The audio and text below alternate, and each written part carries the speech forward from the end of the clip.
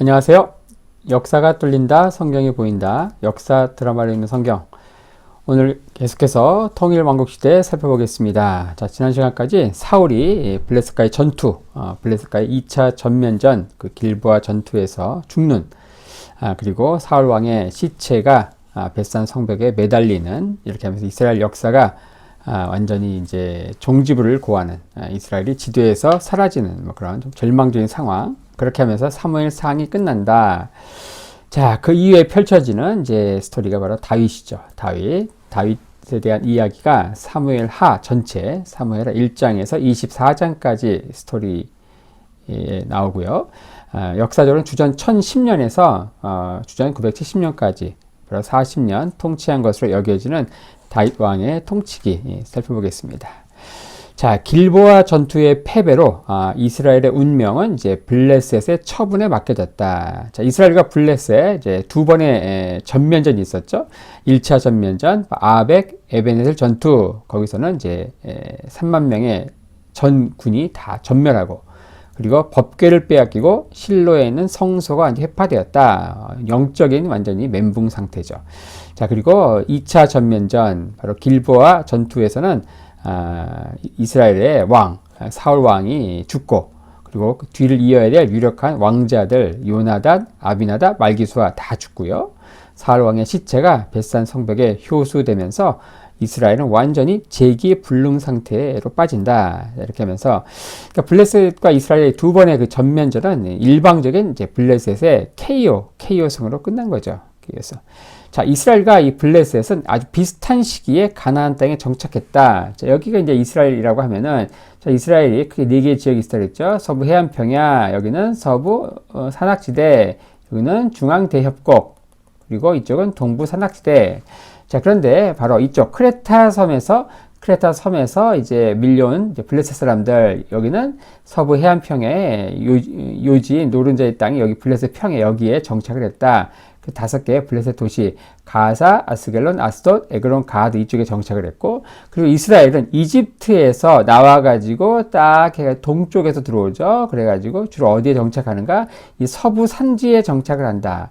서부 산악지대에 정착한 이스라엘, 이집트에서 나와가지고 동쪽에서 들어온 이스라엘, 그리고 크레타 섬에서 밀려와가지고 이 서쪽에서 들어와가지고 서부 해안평야 요지인 블레셋 평야에 위치한 이 블레셋. 그러니까 비슷한 시기에 한쪽은 동쪽에서, 한쪽은 서쪽에서 들어온 블레셋과 이스라엘이 각각 이 서부 해안평야 그리고 서부 산악지대를 이제 근거지로 해서 정착을 하고, 둘이서 이제 두 세력이 일종의 이제 그 진검승부를 하는 뭐 이런 상황에서 크고 작은 국지전이 있었고, 하지만 중요한 것은 두 번의 전면전이죠. 전군 총동원령을 내려가지고 한판 붙은 이 두 번의 전투에서 블레셋이 완전히 승리한다. 이 승리도 완전히 KO 펀치를 맞고 이스라엘은 완전히 이제 다운되고 그러기 상태로 빠진 거죠.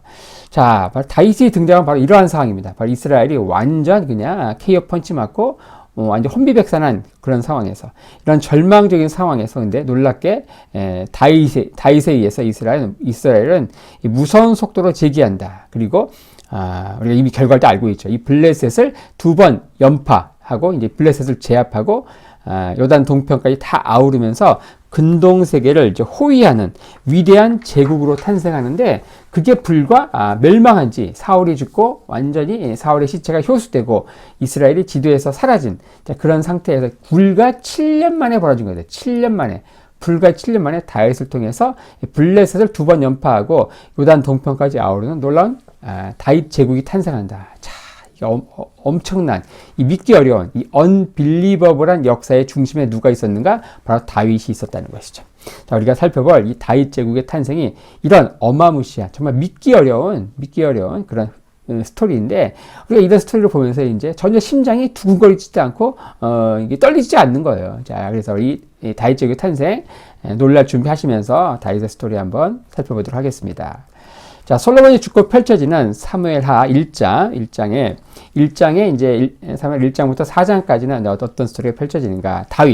다윗과 이스보셋 왕국. 그래서 이 헤브론을 중심으로 펼쳐지는 다윗, 그리고 요단 동편에 있는 야복강 위에 마하나임, 우리 이 야곱 이야기할 때 자주 나왔죠. 이 마하나임, 마하나임을 중심으로 펼쳐지는 이스보셋의 어떤 그 이스라엘, 그러니까 북이스라엘과 남쪽 헤브론의 다윗이 통치하는 유다. 그래서 1차 분열 왕국 시대가 펼쳐지는데 이게 사무엘하 1장부터 4장이다. 나중에 이제 5장에서 통일이 되고 그 통일 이스라엘의 수도로 바로 이 여부스를 다윗이 정복을 하고 여부스가 다윗성이 되고 예루살렘이 되면서 통일 이스라엘이 된다. 자, 바로 사무엘하 5장에서 통일이 되고요.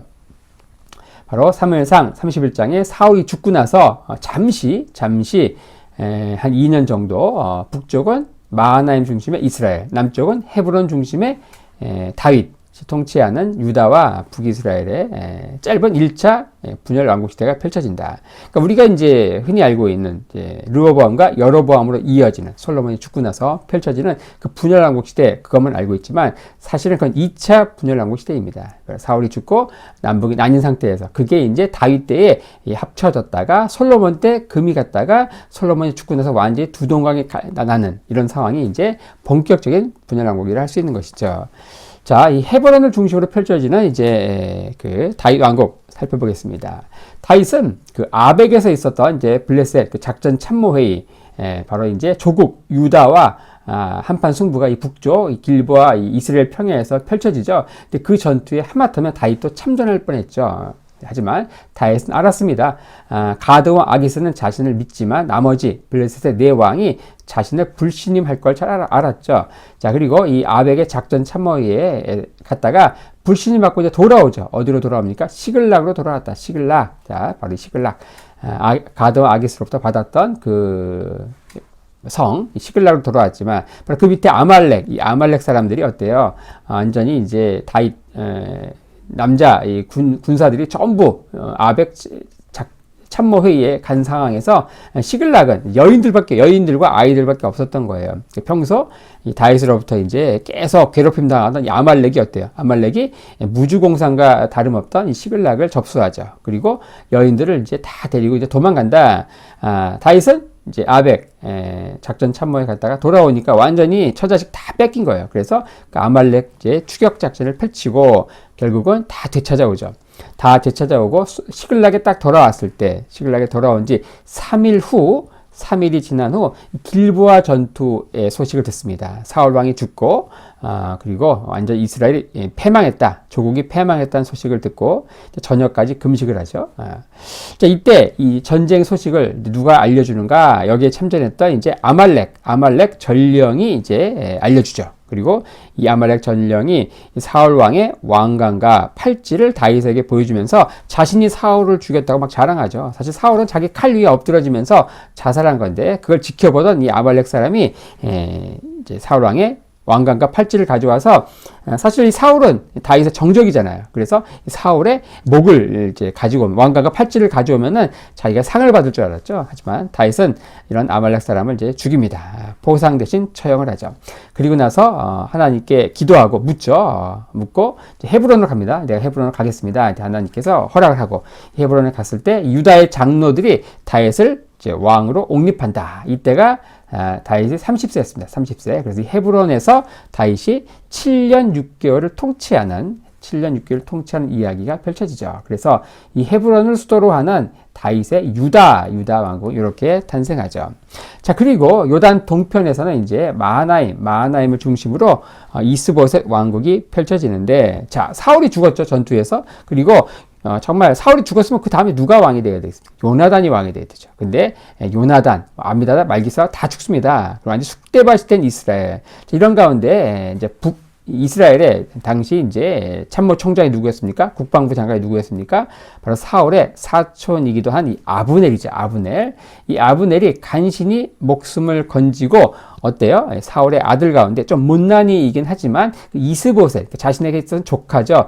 이스보셋, 그 수치의 아들이라는 뜻을 갖고 있는 이스보셋을 왕으로 옹립한다. 왕으로 옹립하고 이 마하나임에서 이제 옹립하면서 요단 동편에 일종의 망명 정부를 세우죠.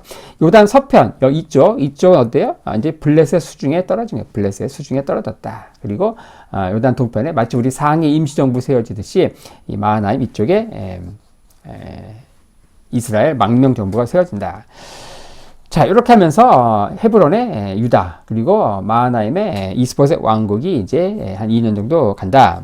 자, 이런 가운데 자, 우리가 여기서 생각해 봐야 될 게 있습니다. 이 블레셋. 그럼 블레셋은 왜 이 헤브론의 이 다윗을 용인했을까? 이 헤브론에서 다윗이 7년 6개월을 통치하는데 그걸 용인하거든요. 용인한다. 자, 두 차례나 이스라엘 격파한 이 블레셋은 이 시기에 있었던 이 분열 왕국, 이 다윗 왕국과 이 이스보셋 왕국을 어떤 눈으로 바라봤을까 한번 생각해 볼 필요가 있습니다. 뭐 어떤 위험한 어떤 그 적수로 봤을까? 아니면 그냥 고만고만한 그 자신에게 도움을 주는 봉신국으로 바라봤을까? 아니면 그냥 무관심했을까? 자, 아마도 요단 동편에 있는 이 이스보셋 왕국은 무관심했을 가능성이 많습니다. 이 블레셋의 관심은 겨우 요단 서편이었죠. 요단 서편. 블레셋의 이제 본거지는 이쪽이잖아요. 그리고 이제 블레셋과 이스라엘과 전투가 여기에서 있었고, 그리고 이 사마리아 산지 있죠. 이쪽 여기 이쪽에는 다 이제 관심이 있는데, 심지어 이 블레셋은 더 북쪽으로 올라가가지고 갈릴리 이쪽으로 북진하지도 않았다. 그래서 이 블레셋의 관심은 이제 요 정도에 이제 멈춰 있었을 거예요. 이 정도. 요단 서편에 있는, 요단 동편에 있는 마하나임의 이스보셋 망명 정부는 아예 무관심했을 가능성이 많다. 자, 그러면은 이 헤브론에 있는 다윗, 이 7년 6개월 동안 이 헤브론에서 통치하는 이 다윗의 유다 왕국은 어떻게 봤을까? 자, 여러분 어떻게 생각하십니까? 자, 이것은 1년 4개월 동안 가드 왕 아기스에게 망명해서 시글락을 받고 가드 왕 아기스의 충성스러운 신하, 신복, 꼬봉이었던 다윗이에요. 그 다윗이 이 헤브론으로 잠시 옮겨서 여기 유다의 왕이 된 건데, 자, 이 다윗 왕국을 용인하고 그리고 속으로 환영했을 가능성이 많다. 자, 왜냐하면은 이 가드 왕 아기스, 특히 블레셋은 이 다윗이 여전히 이 자신의 충성스러운 신하, 봉신이라 여겼던 것이죠. 물론 이것은 이제 혼자만의 착각임이 나중에 이제 드러나죠. 그는 이제 이 가드 왕 아기스, 이 블레셋의 문제는 뭐였습니까? 이 다윗이 어떤 사람인지 과소평가한 거예요. 다윗을 과소평가한 어떤 치명적인 실수가 있었던 거죠. 어쨌든 블레셋 입장에서는 이제 자신들의 적수였던 이스라엘이 이제 마하나임의 이스보셋 왕국과 이 헤브론의 유다 왕국으로 이렇게 나뉘어 있는 이 황금 분할된 상태가 굉장히 좋았던 거죠. 최고의 카드라 여겼던 겁니다. 적수인 이스라엘이 남북으로 나뉘었다. 거기다가 남쪽에 있는 이 헤브론 다윗 왕국은 뭐예요? 자신의 꼬봉이다, 자신의 신복이다 생각을 한 거예요. 물론 이게 이제 착각이었지만, 자, 이렇게 해서 이 마하나임의 그 이스라엘은 무관심, 그리고 이 헤브론에 있는 이 유다는 자신의 편, 자신의 신하라 생각했기 때문에 이 7년 6개월간 이 다윗의 유다 왕국이 계속 유지될 수 있었다. 이렇게 볼 수 있습니다.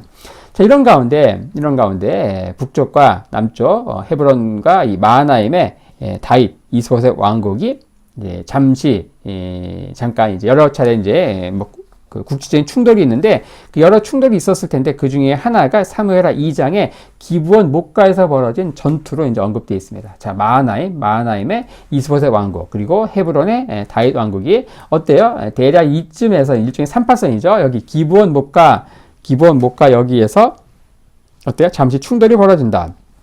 이때 이제 이 북쪽의 군대의 사령관이 누굽니까? 아브넬이죠. 아브넬.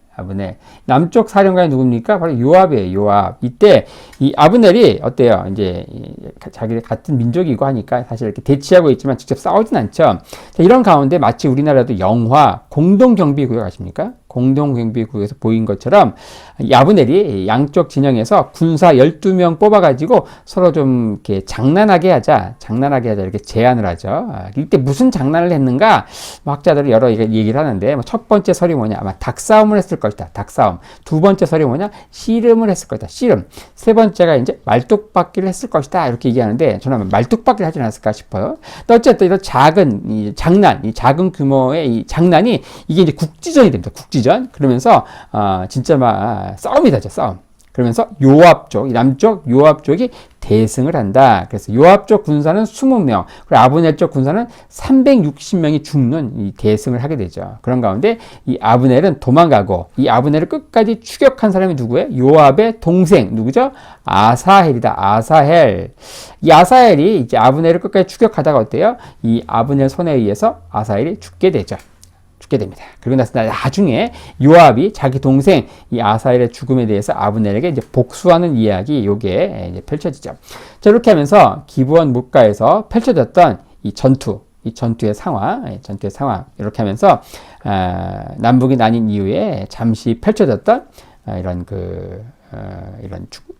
국지적인 충돌 이렇게 펼쳐지는 이런 기브온 목과 전투까지 살펴보고 잠시 있었던 이 분열 왕국 시대 1차 분열 왕국 시대를 이제 마치도록 하겠습니다.